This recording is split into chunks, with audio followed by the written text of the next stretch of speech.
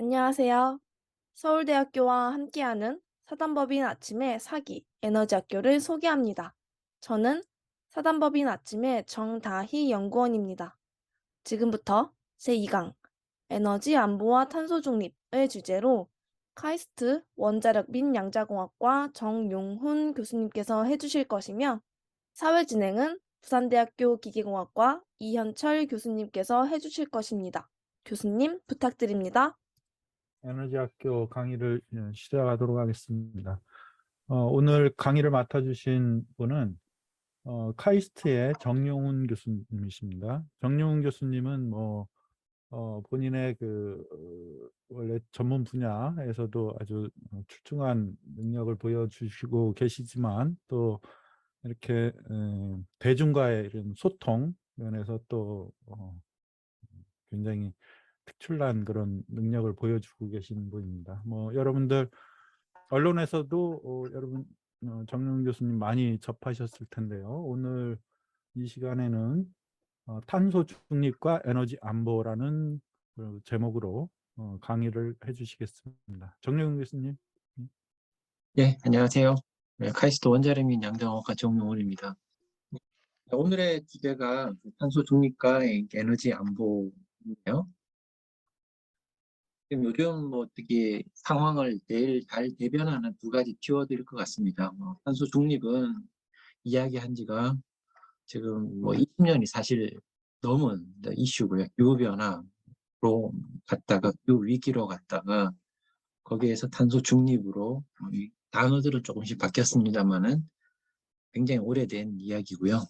에너지 안보도 사실은 위급할 때만 많이 나오기 때문에 오일 쇼크로 대변되는 1970년대 그때부터 이 에너지 안보는 중요한 이슈 중에 하나가 됐고 평상시에 우리가 잊어서 그렇지 사실상 제일 중요한 키워드라고 보시면 될 것 같습니다.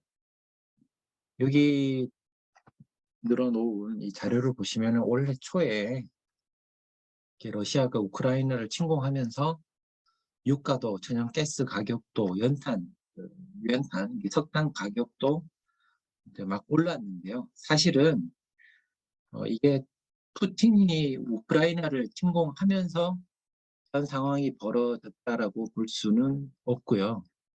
두 번째 요인이라고 볼 수 있을 것 같고 첫 번째 요인이라고 하면 여기 잘 보시면 아시겠지만 천연가스 가격을 한번 보시면은 21년 10월, 11월, 이미 9월부터 유례 없는 가격 폭등이 이미 있었습니다.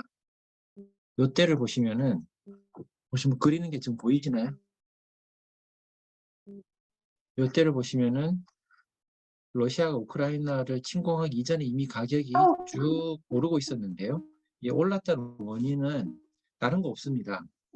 유럽에서 풍력 발전을 이제 그동안 좀 늘려왔었는데 그 바람이 불 불어버리는 바람에 가스 가격이 폭등을 하게 된 겁니다. 바람이 덜 불면 가스 가격이 왜 오르냐 하면 태양광이나 풍력은 이제 간헐성이 있기 때문에 바람이 불 때 그리고 태양이 있을 때만 쓸 수 있는 거기 때문에 태양이 없다든지 바람이 안 불 때에는 다른 수단을 쓸 수밖에 없습니다.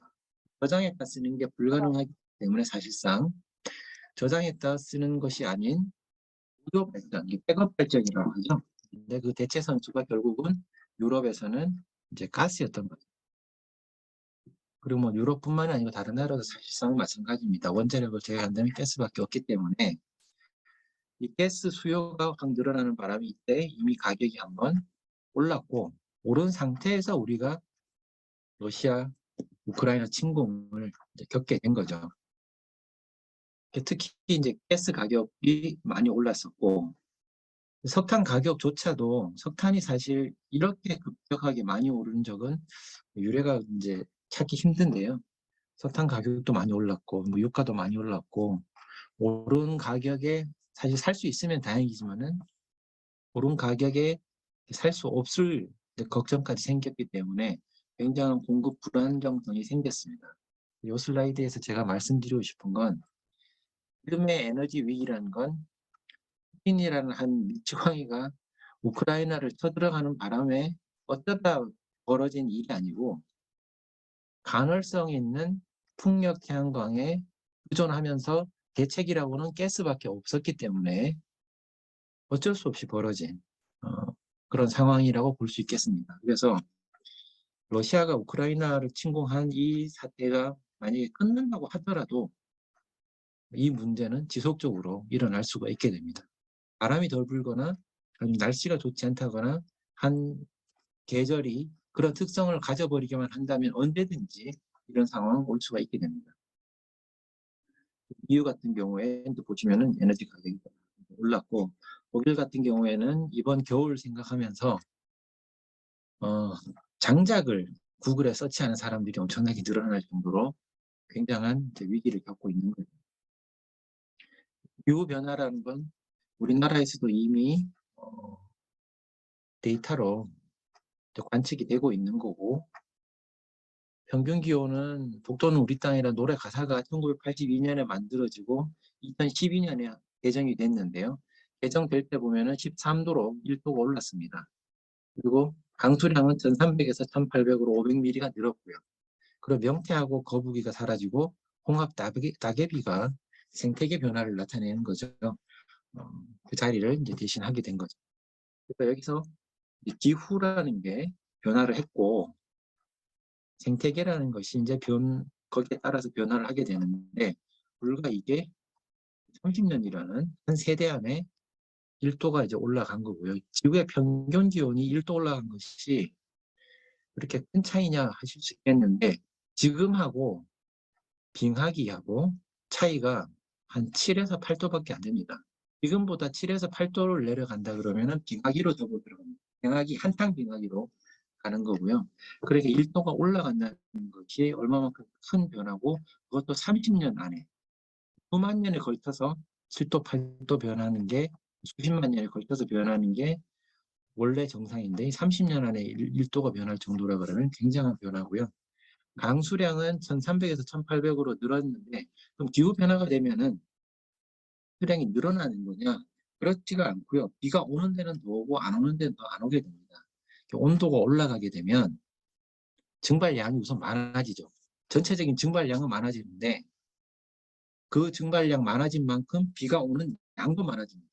그런데 증발이 되는 곳은 더 증발되고 비가 오는 곳은 더 비가 오게 되는 양극화 현상을 보이게 되면서 참 살기에 별로 좋지 않은 그런 환경이 만들어지고, 이동이 가능한 것들은 이렇게 이동해서 사라져 버리고, 그리고 다른 것들로 대체가 되고, 이런 게 심화되다 보면 결국 식량 문제라든지 어떤 국가 간의 분쟁이라든지 전쟁이라든지 이런 문제들이 심화되게 되는 거죠.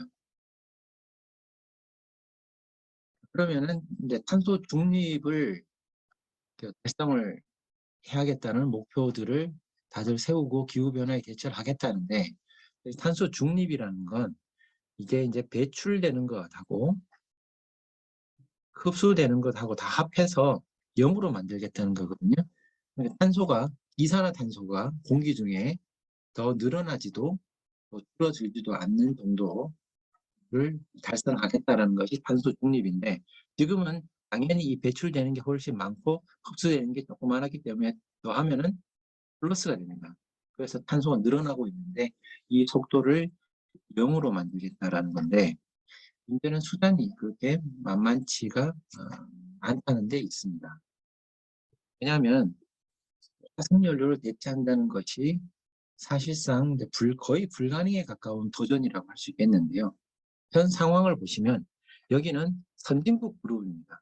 여기 보시는 나라들은 대부분 다 OECD에 속해 있는 선진국들입니다.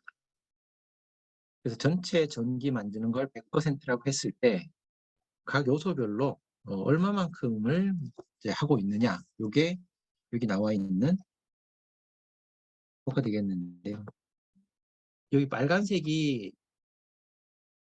원유가 되겠습니다. 오일이 되겠고, 여기가 가스, 여기가 이 색깔이 석탄, 이 색깔이 원자력, 이게 이제 풍력, 이게 이제 수력, 여기 원자력이고요. 그리고 이게 이제 태양광, 이렇게 되는데요. 스위스 같은 스웨덴, 노르웨이, 프랑스 이런 나라들은 가장 탄소 중립에 그래도 전기 쪽에서는 전력 생산에 있어서는 탄소 배출이 거의 없는 나라들에 속하는데요.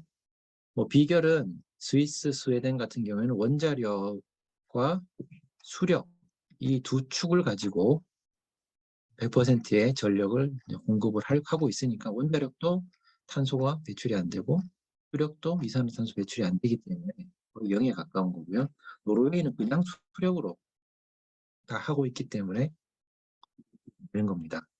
위를 보시면 폴란드 같은 나라는 그냥 석탄입니다. 석탄으로 대부분 하고 있고 오스트레일리아, 호주도 석탄이 굉장히 많고 그리고 뭐 멕시코, 우리나라, 일본, 그 다음에 터키, 그 다음에 미국, 이태리, 체코, 독일 뭐 이런 나라들도 이만큼 전체가 이제 이산화탄소를 배출하는 화석연료라고 할 수 있죠. 그러다 보니까 이만큼의 화석연료를 여기 있는 원자력이나 뭐 풍력이나 수력 이걸로 대체를 해야지만 그래도 전기라도 이산화탄소 배출 없이 만들 수가 있는데 현재까지 주력은 뭐냐면 수력과 원자력이 주력이고요. 일부 국가에서 덴마크 같이 작은 나라에서는 풍력으로 한 절반 정도의 전기를 만드는 나라도 있습니다. 그런데 덴마크는 나라가 워낙에 작다 보니까 여기 있는 풍력 발전 전체 양 자체가 우리나라에 있는 원자력 발전소 한두 개 정도에 해당될 뿐이에요. 그러니까 굉장히 작은 나라에 있는 독특한 케이스이기 때문에 전체로 확대를 할 수가 없고요. 적어도 뭐 한 프랑스 정도 사이즈는 돼야지 우리가 참고할 만한 나라 사이즈가 되는데요.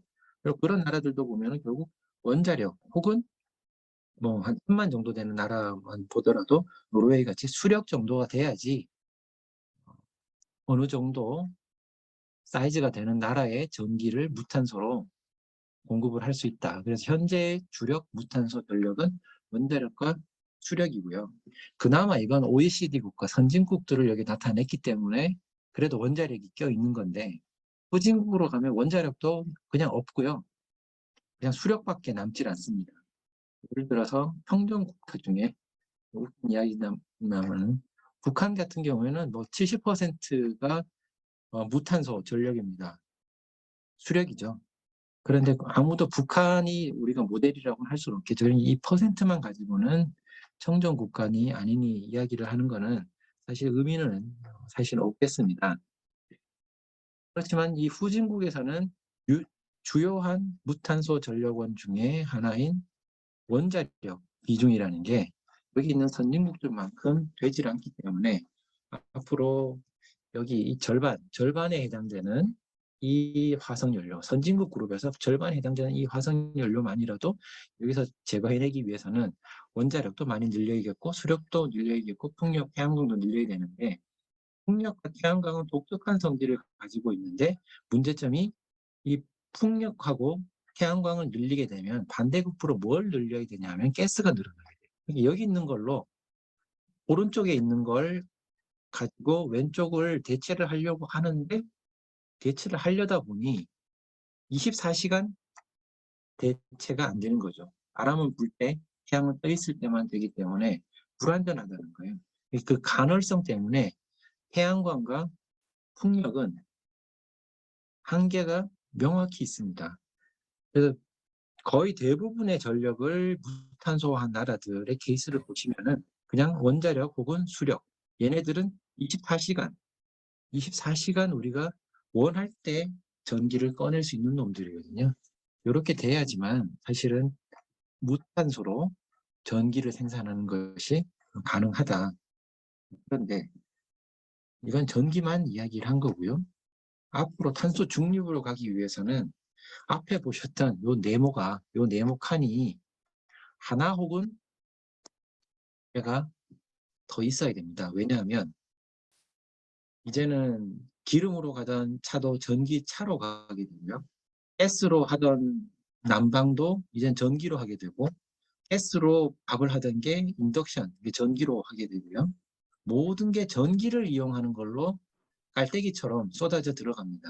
그러면 지금 만들어서 쓰고 있는 전기보다 더 많은 전기를 생산을 해서 사용을 해야 되는데, 전기차는 깨끗해 보이지만 그 전기가 사실 깨끗해야지 전기차가 깨끗한 거거든요. 그러면 새로 생기는 이 전력 수요는 여기를 뭘로 채워야 되느냐? 여기 있는 화석연료는 아니고 여기 있는 것들로 이렇게 채워야 되고, 여기 있는 것들을 여기를 또 한 칸을 더 채워야 되는데, 왜냐하면 지금보다 전력 수요가 2배 혹은 3배로 늘어났거든요.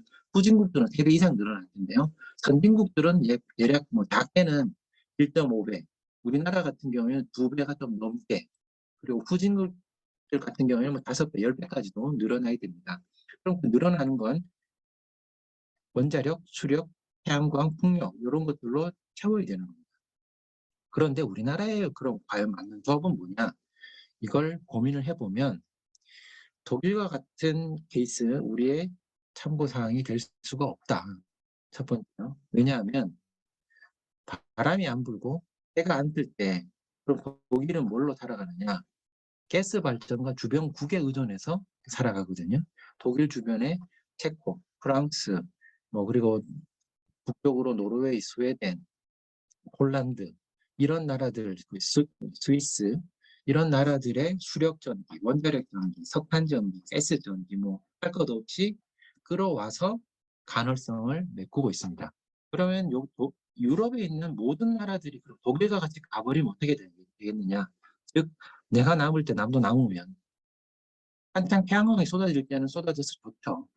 그런데 그때는 남들한테 퍼주면 되죠.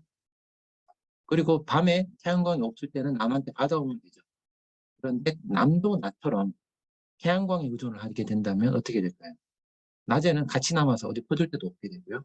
밤에는 같이 없어서 어디 꺼올 때도 없습니다. 그러면 나머지 하나는 그러면은 낮에 남을 때 저장했다가 밤에 쓰는 게 어떠냐. 그리고 맑은 날 저장했다가 비 오는 날 하는 게 어떠냐. 그런데 안타깝게도 배터리 저장은 대규모 저비용으로 저장하는 것은 규모가 맞지 않고 경제성이 맞지 않아서 불가능합니다. 그러니 저장도 안 되고 방법이 내가 남을 때 남도 남으면 방법이 없습니다. 그러니 결국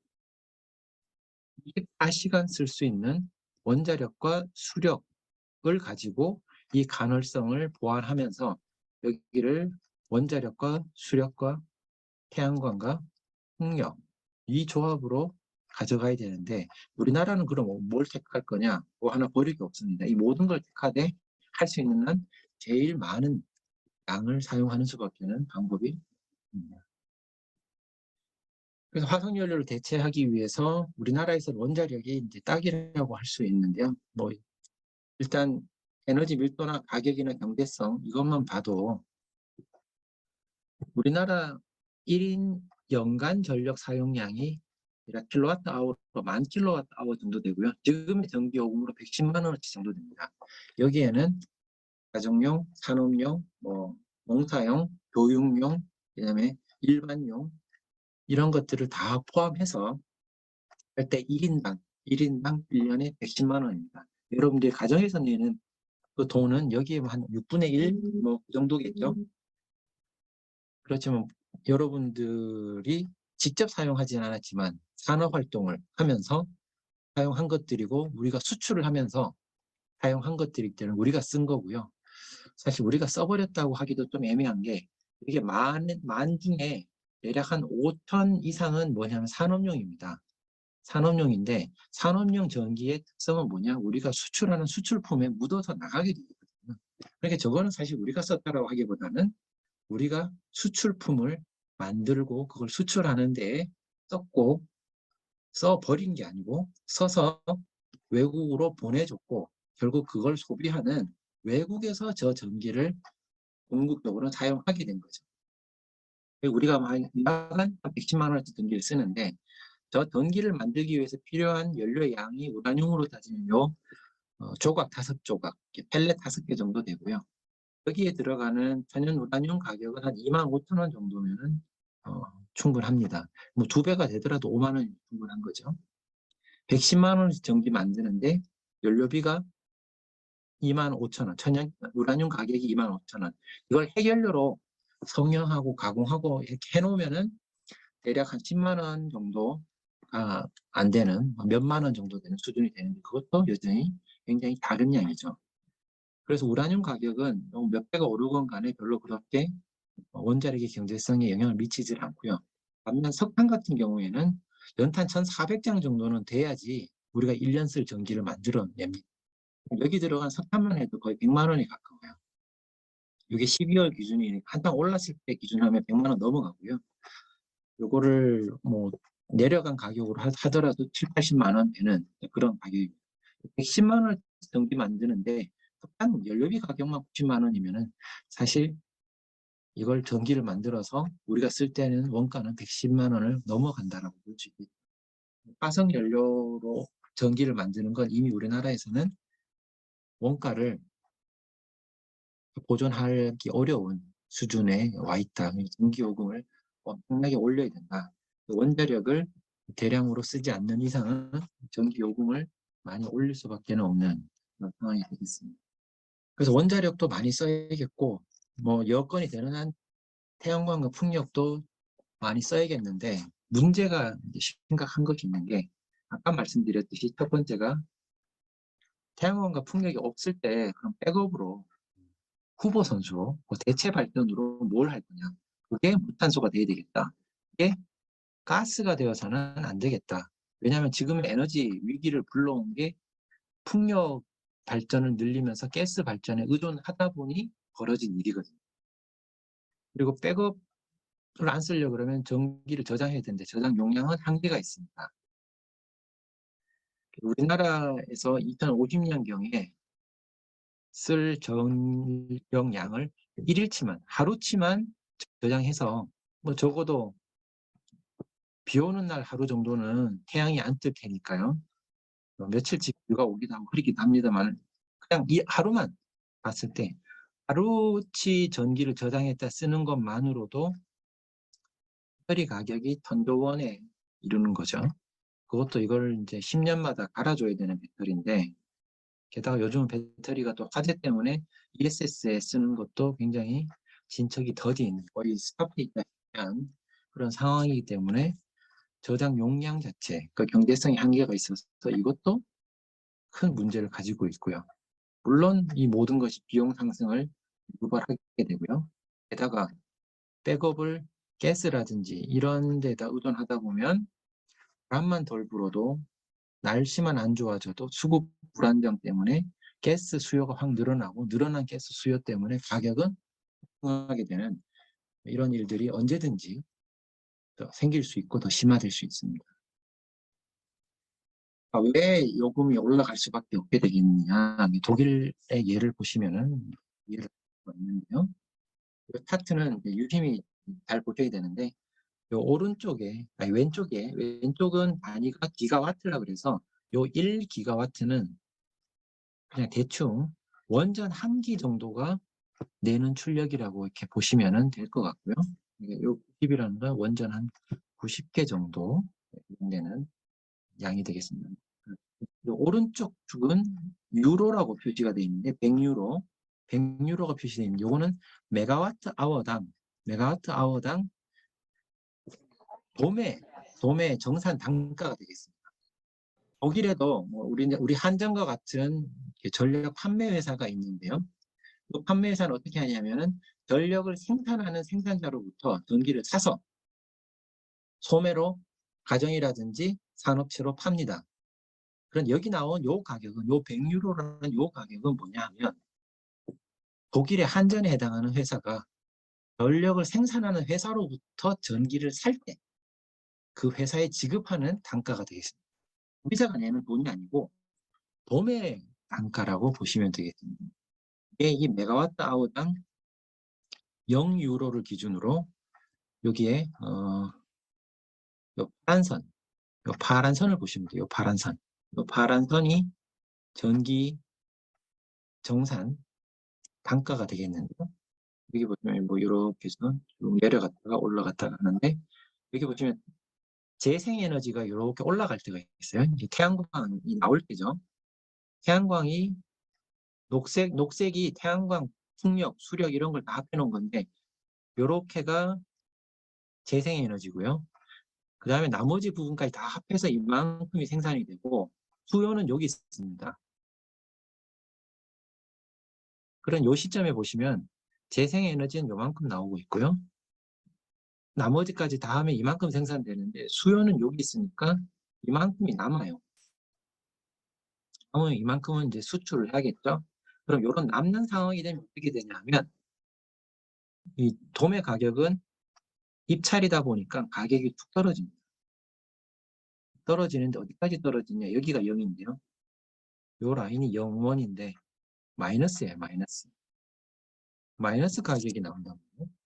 뭔 얘기냐면 독일의 한전에 해당하는 회사에 전력을 만든 전력 회사가 전기를 납품을 하는데 전기도 납품하고 돈도 주는 거예요.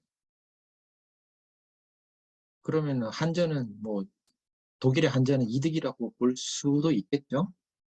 자, 그런데 이득이 사실상은 이제 아니게 되는 건데요. 왜냐하면 얘네들이 마이너스 가격을 받을 수 있는 혹은 전력 생산 회사들이 예를 들어 태양광 회사가 마이너스 가격을 써버리는 거예요. 그러면 팔 수 있으니까요. 이런 이유는 뭐냐? 영혼까지는 이해를 하겠는데요. 세상에 왜 마이너스를 쓸까요?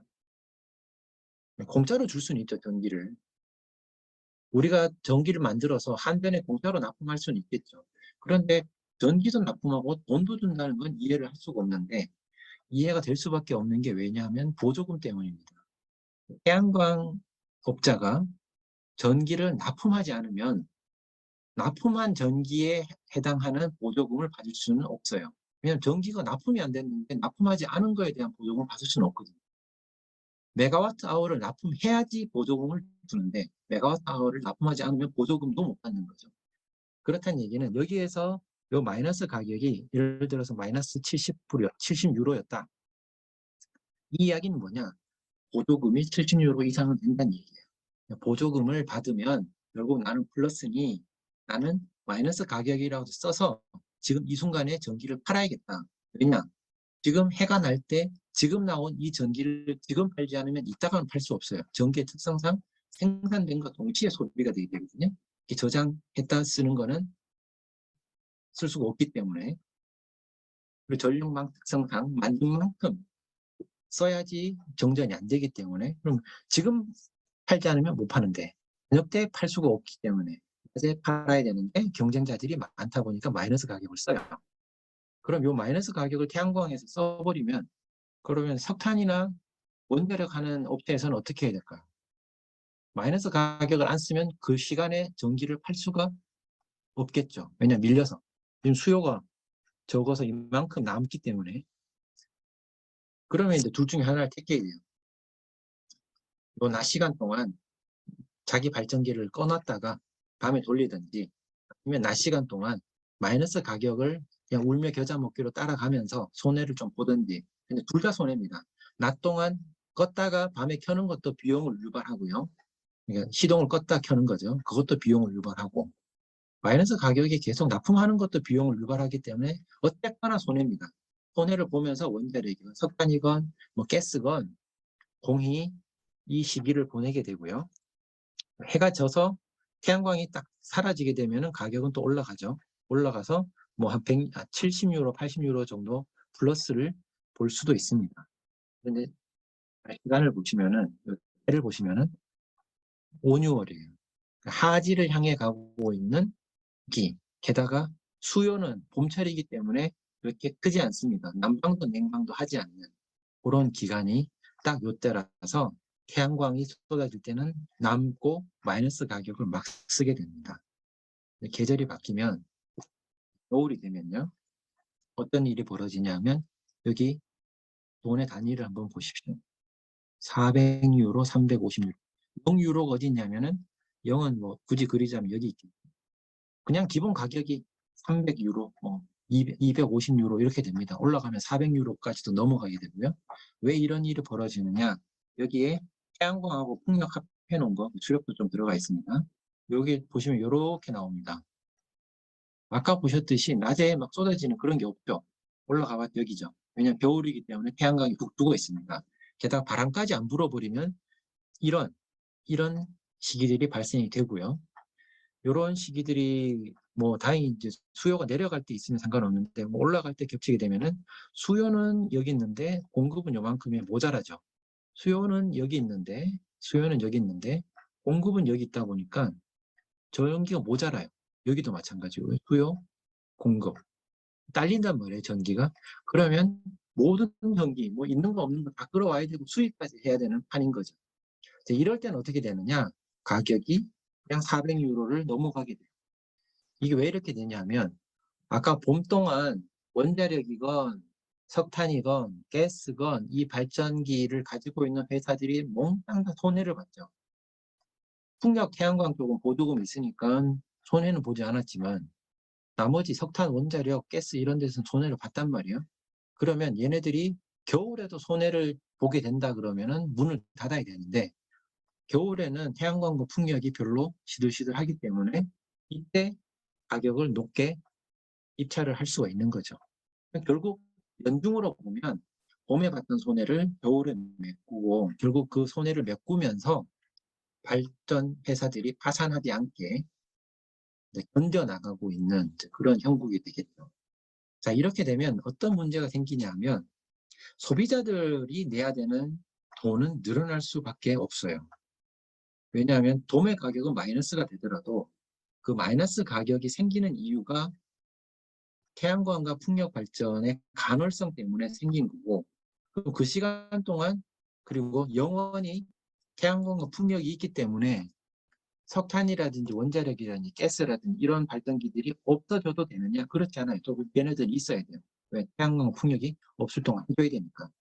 그래서 앞에 말씀드렸듯이 이렇게 마이너스 가격이 막 생기더라도 소비자들은 원래 전기 가격이라면 원래 시장에는 원자력, 석탄, 가스, 수력 뭐 이 정도만 있었죠. 그럼 요것만으로도 전기 공급을 다 할 수 있었어요. 그런데 여기다가 태양광하고 풍력이 더 설치가 됐죠. 이렇게 돼 가지고 같은 양의 전기를 공급을 하는데 얘네들한테 원래 있던 플레이어들한테 생긴 변화라는 게 뭐냐면 예전에는 뭐 하루 20시간씩 돌리고 했었는데 하루 5시간 이렇게밖에 못 돌리게 되는 거예요. 설비는 그대로 다 가지고 있으면서 못 돌리는 거죠. 왜냐? 얘네들이 원래 없었었는데 들어와서 한 5시간을 잡아먹으면 이런 일이 벌어질 수밖에 없죠. 그럼 소비자 입장에서는 원래 있던 것들을 킵하는 데 들어가는 비용도 내야 되고요. 새로 들어간 비용도 내야 되고요. 그리고 이거 새로 들어와서 전력만 깐 것도 다 비용 다 같이 내야 됩니다. 그리고 저장장치 뭐 크진 않지만 만든 것들도 비용을 내야 되고요. 그래서 독일 같은 경우는 2000년 대비 지금 대략 한 3.5배 정도 전력 요금이 상승을 해버린 상태가 되겠습니다. 에너지 요번에 위기가 오면서 올라간 거 캐치하고 그냥 올라온 트렌드만 봐도 그렇게 된 거예요. 그런데 요걸 교묘하게 말을 어떻게 탈원전 측에서는 쓰냐면 여기 마이너스 생긴다는 거는 사실이죠. 이걸 이렇게 합니다. 독일에서는요. 태양광하고 풍력이 굉장히 보급이 많이 됐습니다. 선진국. 그랬더니 전기를 공짜로 써요. 심지어 전기를 쓰면 돈을 줍니다. 맞는 말일까요? 틀린 말일까요? 틀린 말이죠. 소비자는 돈을 더 냅니다. 도매 가격이 잠깐 마이너스가 되는 때가 있다. 그러나 그 마이너스는 아무것도 아닌 게 플러스로 훨씬 높게 내야 되는 시기가 있기 때문에 전체 다 해놓고 보면 비용은 오히려 상승을 하게 된다. 결국 이 전력 공급 비용 상승이라는 걸 우리가 피할 수가 없게 되고 그럼에도 불구하고 수급 불안정은 언제든 발생할 수가 있습니다. 이렇게 남을 때가 있고요. 이렇게 모자랄 때가 있고 이렇기 때문에 늘 불안정성은 있게 됩니다. 아까 말씀드렸듯이 2050년 우리나라 하루치 전력 사용량을 저장하려고 그러면 배터리로 따지면 1000조 원어치가 되고요.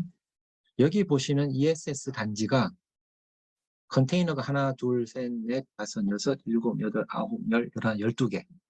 저쪽에도 12개, 24개 있죠. 12개, 여기 12개 있는데 이쪽이 배터리, 이쪽이 뭐 파워 컨버전 유닛, 그래서 배터리는 DC니까 또 DC를 AC로 바꿔주고 AC를 DC로 바꿔주고 그렇게 하는 장치가 필요합니다. 그래서 배터리가 12개 들어가 있고요. 컨테이너가 나머지가 또 12개 들어가 있어서 전체 24개의 컨테이너로 이렇게 세트를 만들어 놓은 건데요. 이게 용량으로 따지면 대략 한 24 메가와트 아워 정도의 전기를 저장할 수 있습니다. 그럼 요만한 크기, 그게 이 24개 요 세트요. 요 세트가 자그마치 17만 군데가 있어야 하루치 저장이 돼요. 근데 우리나라 읍면동이 3,500개입니다. 3,500개 읍면동이에요. 동 단위로 따지면 3,500개가 있는데 3,500개마다 대략 한 50개는 50개소는 깔아야지 하루치 저장이 되는 거예요. 자, 동네마다 이런 걸 컨테이너 50개가 아니고요. 이 세트, 24개 세트가 50세트 있어야 되는 거예요. 가능할 것 같습니까? 일단 장소 구하기도 쉽지가 않을 겁니다. 이런 건 당장.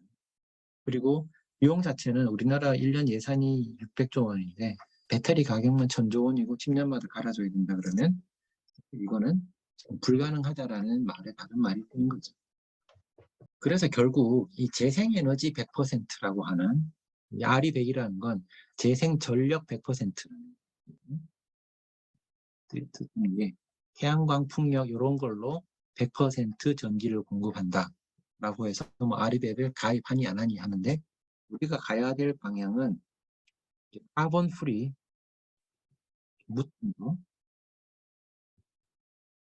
아니 기후 변화를 막자고 하는 건데 왜 꼭 태양광 풍력이어야 되냐는 거죠. 원자력도 가능하다는 거죠.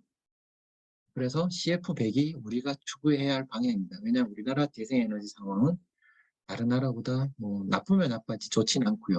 게다가 독일은 다른 나라라도 연결이 돼 있지만 그리고 게다가 믿을 만한 다른 나라가 연결돼 있지만 우리는 주변에 다른 나라가 연결돼 있지도 않고 믿을 만한 나라로 둘러싸여 있지도 않습니다.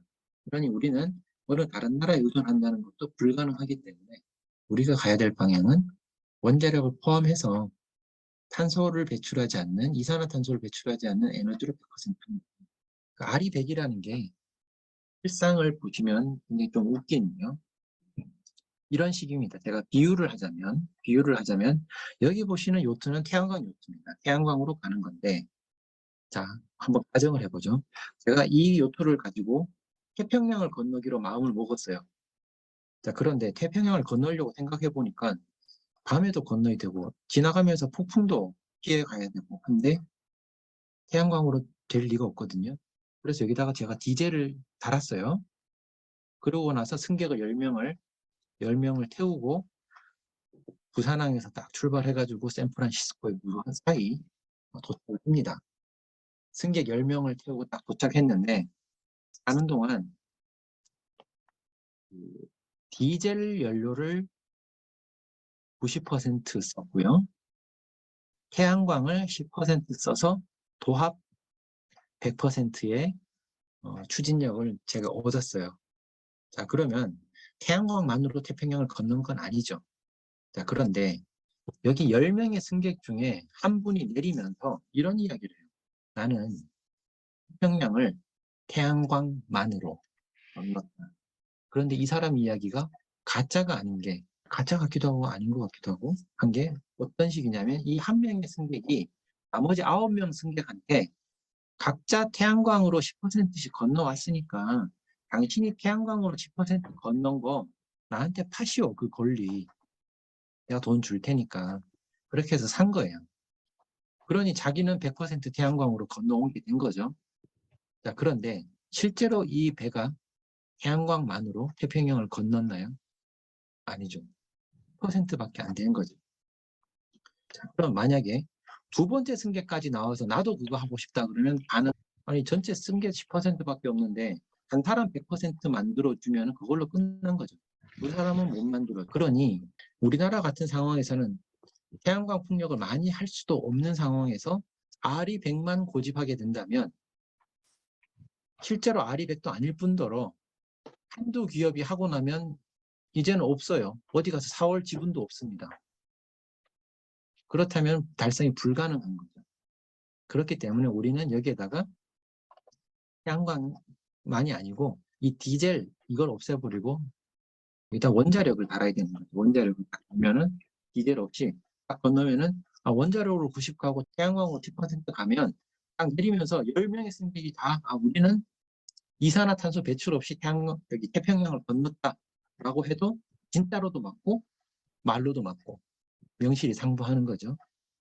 이렇게 가야지 정상이지 이 카본 프리 100%가 우리나라에서 해야 될 일이지 RE100은 게다가 장부상 뭐 지분을 사고 팔고 해가지고 100% 맞춰가지고 나는 태양광만으로 태평양을 건넜다 이런 식의 주장을 하는 건 사실 태양광만으로 태평양 건너는데 전혀 도움도 안 되고 아무 상관도 없다라고 할 수 있겠습니다. 그래서 구글 같은 경우에는 데이터 센터를 24시간 365일 24시간 일주일 내내 카본 프리로 하겠다. 그래서 CF100을 RE100은 이미 구글 했어요. RE100은 이미 해버렸고 RE100은 이게 중요한 게 아니고 우리 했는데 중요한 게 보니까 CF100이더라. RE100은 내가 뭐 저기 인증서 사와가지고 장부상 처리하면 얼마든지 가능하다. 그런데 실제로 내가 쓰는 데이터 센터에 쓰는 전기를 이산화탄소 배출 없이 하려고 하다 보니까 이건 쉽지 않더라. 그래서 원자력과 수력과 태양광, 풍력, 바이오매스 모든 걸 다 물탄소를 다 끌어모아서 24시간 공급하는 게 중요하겠다. 그래서 유엔 같은 데에서도 이제 보면 CF100 이니셔티브들이 이제 똑똑 생겨나고 있습니다. 우리도 하루빨리 이제 그쪽에 이제 가서 CF100에 가입하고 예를 들어 삼성전자 같은 경우에도 삼성전자가 원자력 전기를 사용했다는 인증을 국가에서 해줄 수 있도록 해주면 삼성전자는 원자력 전기도 쓰고 태양광 전기도 쓰고 해서 삼성전자가 쓴 모든 전력은 이산화탄소 배출이 없다. 이걸 인증을 하면 되는 거예요. 그렇게 가면은 우리나라 산업 경쟁력도 같이 있을 것 같습니다. 자, 그러면 원자력이 오케이. 기후변화 대처하는 데 도움이 되고 굉장히 중요한 거 더더욱이나 우리나라에서 중요하다는 걸 알겠는데 원자력은 사고도 날 수 있고 다른 해결력 문제도 있지 않냐. 근데 사실 실질적으로 사고의 영향이라는 건 원자력이 태양광이나 풍력 대비 크지 않고 오히려 작다라는 것이 과학적인 결과입니다. 유럽연합의 조인트 리서치 센터라는 그 공동연구소에서 왜냐하면 유럽연합의 의회 조직은 이게 기술적인 평가를 할 수 있는 데가 아니기 때문에 의사결정을 하는데 공동연구소에다 물어보는 거예요. 환경영향 평가를 좀 해주라. 뭘 해주냐 하면 원자력이 청정인지 아닌지 우리가 판단을 해야겠기에 환경영향 평가를 좀 해주라 했더니 결론이 인간 건강, 환경 영향은 수력 발전, 태양광 풍력과 원자력이 비슷하고 완전히 인간 건강과 환경에 더 많은 해를 끼친다는 과학 증거는 없다. 왜냐? 에너지원별 사망자 수를 체르노빌, 후쿠시마 다 포함해서요. 봤을 때 지금 예전에 지어놨던 2세대 원전 같은 경우에는 1조 킬로와트 아워, 이게 우리나라 1년 쓰는 것보다 조금 많은 수준입니다. 우리나라 한 1.1년하고 한 반 정도 쓸 수 있는 양이 되는데요. 그 정도면 한 0.5명 정도의 사상자가 나온다. 그런데 태양광은 0.03, 육상풍력은 0.2, 해상풍력은 1. 해상풍력은 옛날 원전보다 조금 높죠. 그런데 우리나라 APR 1400 같은 3세대 원전은 지금 짓고 있는 원전들은 얼마냐? 0.0008이다. 그럼 태양광보다도 낮고 육상풍력보다도 해상풍력보다도 실질적으로 이쪽이 더 낫다는 거죠. 그렇기 때문에 적어도 이게 0.0008하고 0.03하고 굳이 비교하는 것도 좀 우습긴 하죠. 거의 불확실성도 있고요. 그래서 원자력이 더 위험하다는 증거는 없다. 그리고 방사성 폐기물 그거 지하에 묻는 건 가장 안전하고 장기적 해결이 맞다. 그리고 토지도 적게 활용하고 모든 폐기물 양을 봤을 때 폐기물 양도 굉장히 적다. 그리고 가장 문제가 되는 고준위 방사성 폐기물 버리기로 결정한 사용 해결료가 되겠죠. 이런 것들은 지하에 묻는 게 가장 안전하고 장기적 해결책이다. 그게 결론입니다. 그래서 이걸 토대로 어떤 결론이 나왔냐 하면은 원자력과 관련된 어떤 액티비티도 그린이다. 그래서 태양광 풍력과 마찬가지로 지원을 할 때 지원을 하도록 그렇게 결국은 결정이 됐고요. 이산화탄소 배출량을 볼 때도 원자력 발전은 풍력하고 비슷한 수준이고 태양광보다는 한 3분의 1밖에 2분의 1 이하 수준밖에는 안 됩니다. 태양광에 들어가는 물량 자체가 워낙에 엄청나요. 워낙에 엄청나기 때문에 원자력 발전소는 여기 보시면 여기 뭐 1.4기가와트, 1.4기가와트 이렇게 들어가고 콘크리트 철근 여기 많이 들어가긴 합니다만 여기 눈에 보이는 게 압니다. 그런데 태양광을 가지고 이 1.4, 1.4 두 개에 해당되는 걸 만들려고 그러면 수억 장의 패널이 필요하고요. 패널만 시루떡처럼 이렇게 쌓기만 해도 한 6,000km 정도 높이로 쌓입니다. 그 물량이 엄청나게 되는 거죠. 그래서 나오는 배출량이 굉장히 많은 겁니다.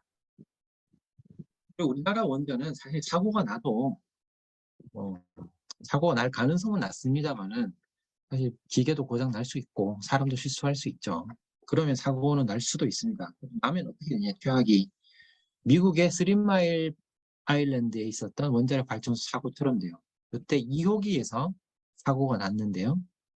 여기 보시면 이 경락 건물 안에서 모든 일이 다 끝났습니다. 이 안에서 벌어진 일은 뭐하고 같았냐? 후쿠시마하고 별반 다를 게 없어요. 원자로가 녹아내리고요. 뭐 수소도 발생하고 수소 가스도 안에서 이제 연소가 아주 급격하게 되는 폭발에 가까운 연소도 일어나고 막 다 했습니다만은 방사성 물질은 이 안에 요 경락 건물 요 안에 튼튼하게 생긴 요 경락 건물 안에 다 갇혀 있었던 거죠. 그러면 후쿠시마 같은 경우는 요 경락 건물 요 자체가 조금 작고 약했기 때문에 밖으로 이렇게 방출이 됐고 이렇게 공간에 모여있던 수소 가스가 폭발하고 막 그런 일이 벌어져서 방사성 물질이 바깥으로 됐던 거고요. TMI 같은 경우에는 3마일 같은 경우는 우리나라 원전이 요 설계입니다. 밖으로 나간 게 없어요. 어느 정도냐면 그때 미국 대통령이 지미 카터 대통령인데 심지어 여기 마스크도 안 끼고 갔습니다. 여기 방이 뭐냐면 원자력 발전소에 있는 이 방이에요.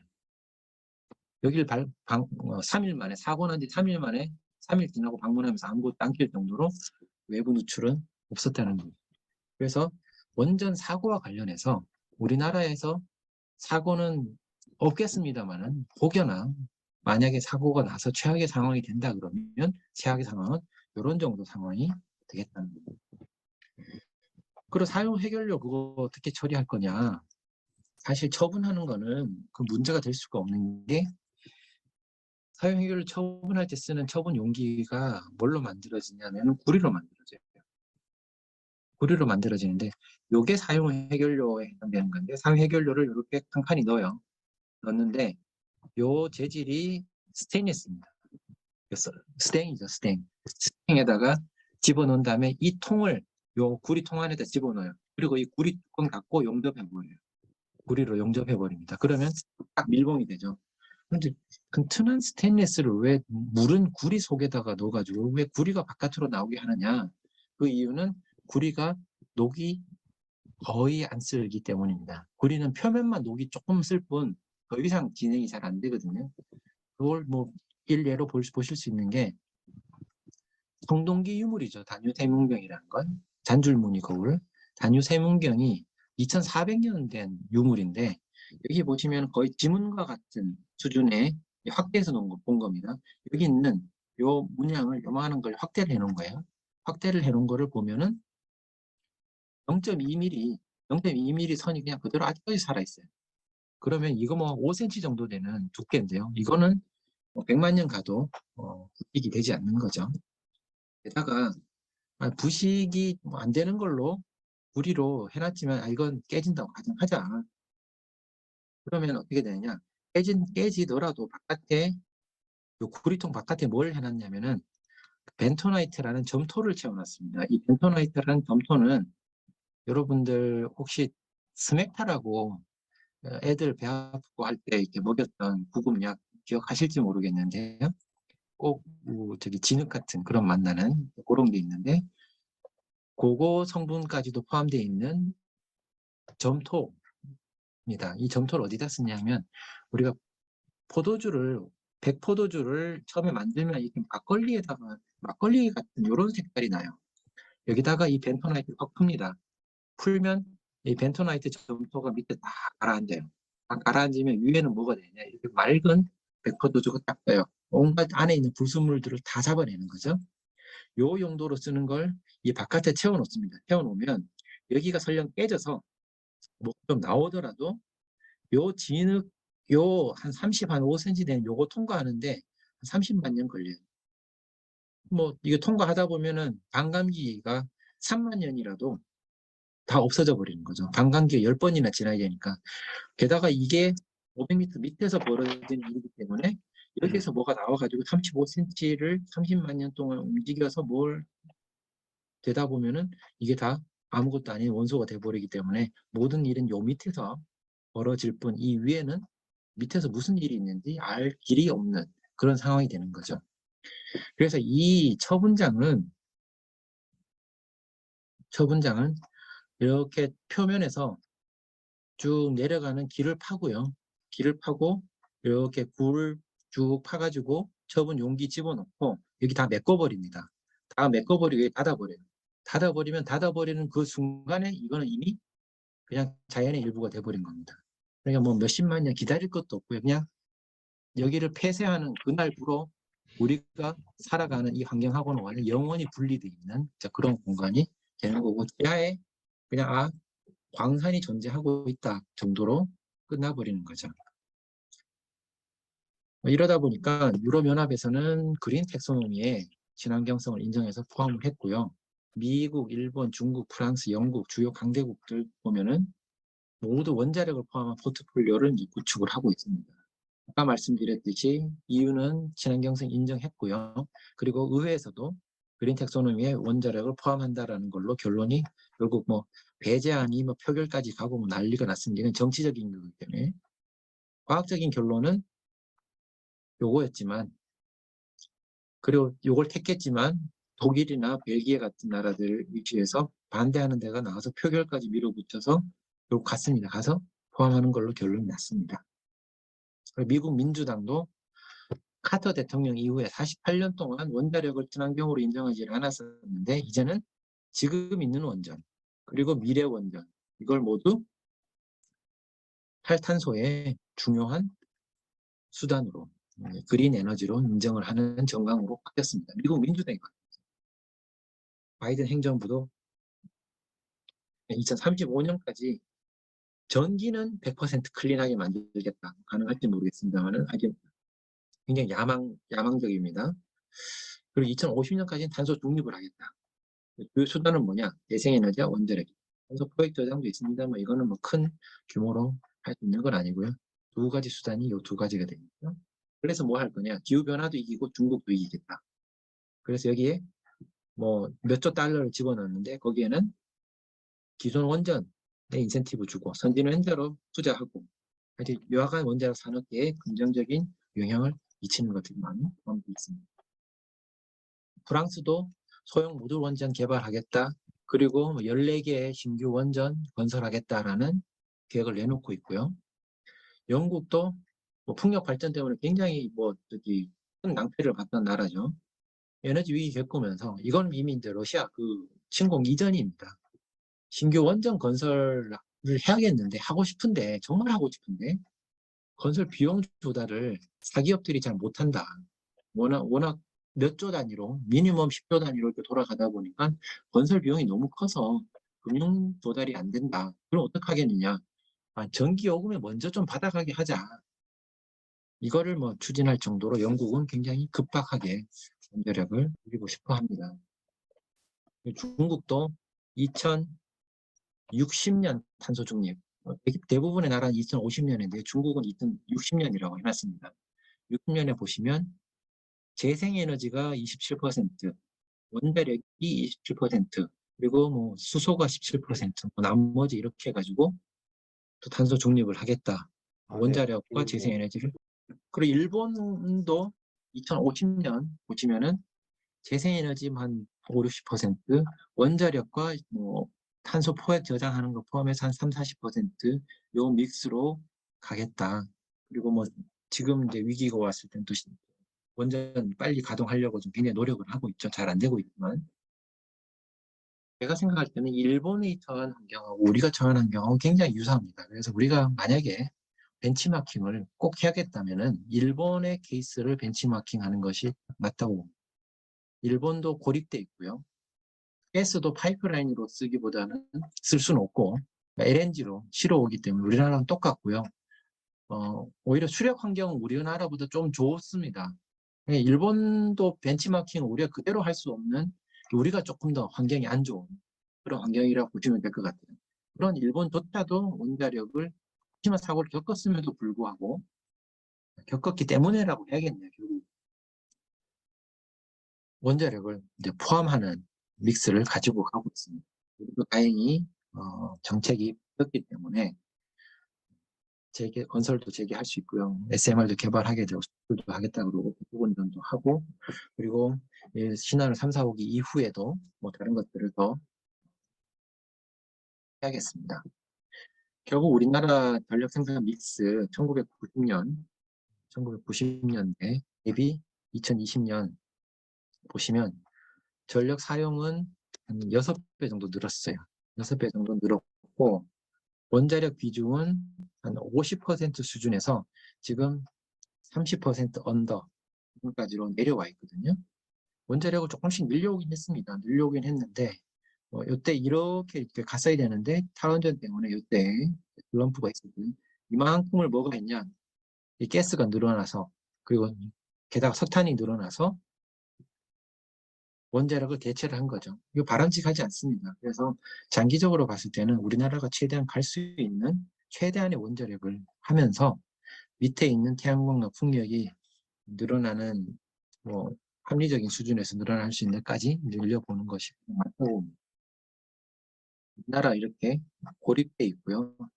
다른 나라 어디 중국이 믿을만 합니까? 북한이 믿을만 합니까? 러시아가 그래요? 일본이 그래요? 둘러싸고 있는 나라들 중에 독일 주변국처럼 서로 그래도 신사적으로 믿고 있을 수 있는 나라들이 없어요. 없기 때문에 우리는 그냥 독자적인 에너지 안보를 우리가 스스로 꾸려 나가야 됩니다. 마치 이제 이런 원자력 추진 항공모함처럼 여기는 원자로가 2개 이렇게 들어가 있는데요. 원자로 2개의 용량을 다 합하면은 월성 1호기만한 게 들어가 있어요. 월성 1호기만큼의 용량이 이 항공모함 안에 이제 들어가 있는데요. 우리나라는 사실 이렇게 운용을 해야 됩니다. 24시간 비가 오나 눈이 오나 안정적으로 유연하게 대처할 수 있는 에너지를 주력으로 하면서, 그때 뭐 이 앞판에 태양광을 좀 깔려면 깔고요 하면서 보조적으로 해나가는 게 맞다고 저는 생각합니다. 지구적으로는 화석연료를 못 쓸 미래라 그러면 우리가 화성에 가서 사는 것하고 별반 다를 게 없습니다. 그러면 쓸 수 있는 건 원자력하고 태양광 정도가 되겠죠.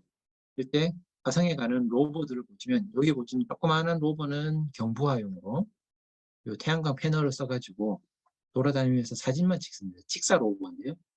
직사 로버하고 얘는 원자력 로버입니다. 원자력 배터리 경부화용인데요.